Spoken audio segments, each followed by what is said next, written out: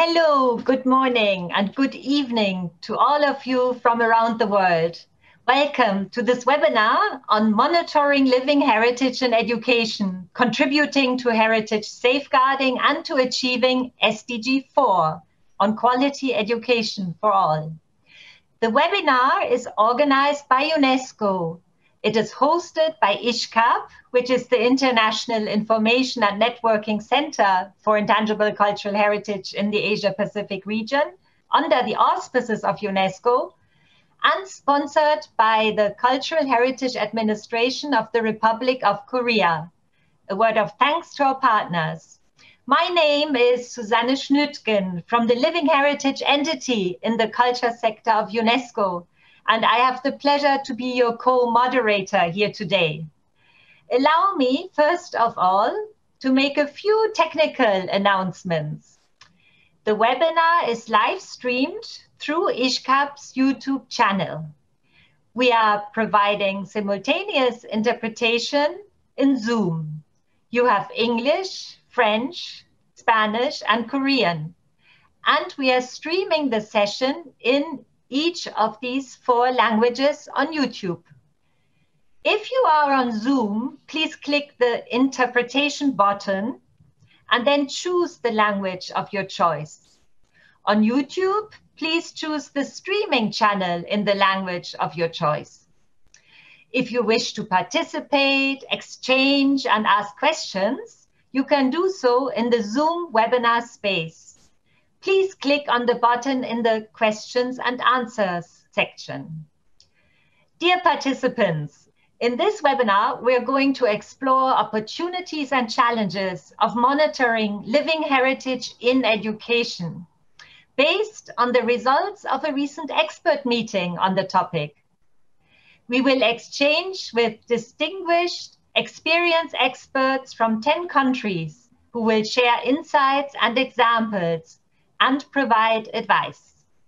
But right now, I am very pleased to give the floor to Mr. Ernesto Otono Ramirez, Assistant Director General for Culture of UNESCO, to present his welcoming remarks in a video. Please, colleagues, put the video. Dear participants, welcome to this public webinar on monitoring living heritage in education, contributing to heritage safeguarding and to achieving SDG 4. This webinar is particularly timely as on Sunday we mark both the International Day of Education and the World Day for African and Afro-Descendant Culture. I'm grateful to the Cultural Heritage Administration of the Republic of Korea for generously sponsoring this meeting and the ISHCAP for hosting it. Thank you so much. In a world increasingly under economic, environmental, and social pressure, we need to work across silos and disciplinary boundaries to find creative and sustainable solutions to global challenges. This was also very clear to our member states when they adopted the 2030 Agenda for Sustainable Development and agreed on the 17 Sustainable Development Goals.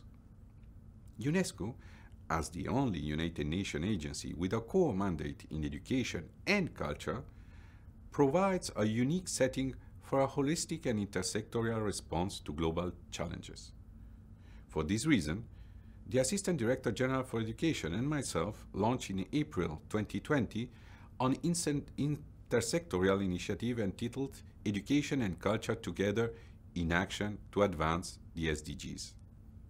The webinar that brings us together today is part and parcel of this new intersectoral initiative, further strengthening the existing ties that connect us at the level of our normative instruments. More concretely, what will countries gain from our new initiative?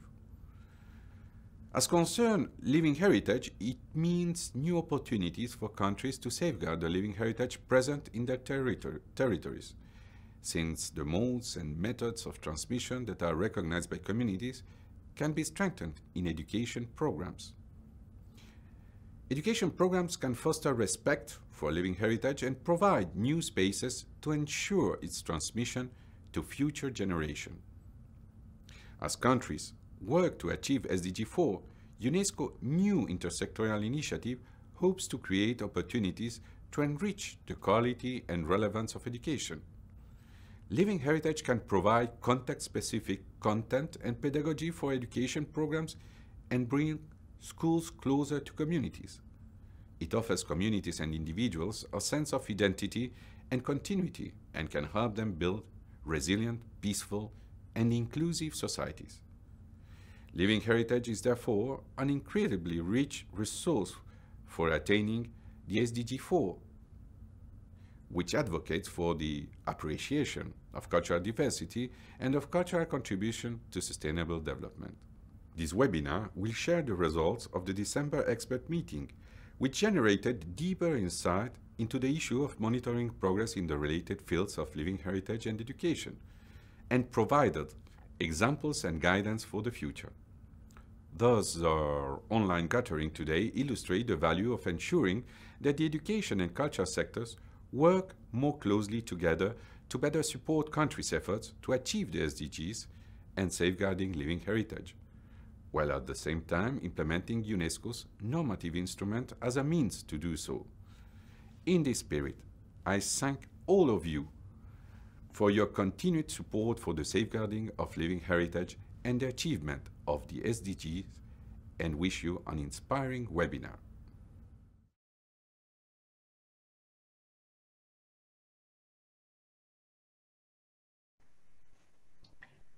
Well, was a powerful introductory message from our Assistant Director General for Culture in UNESCO.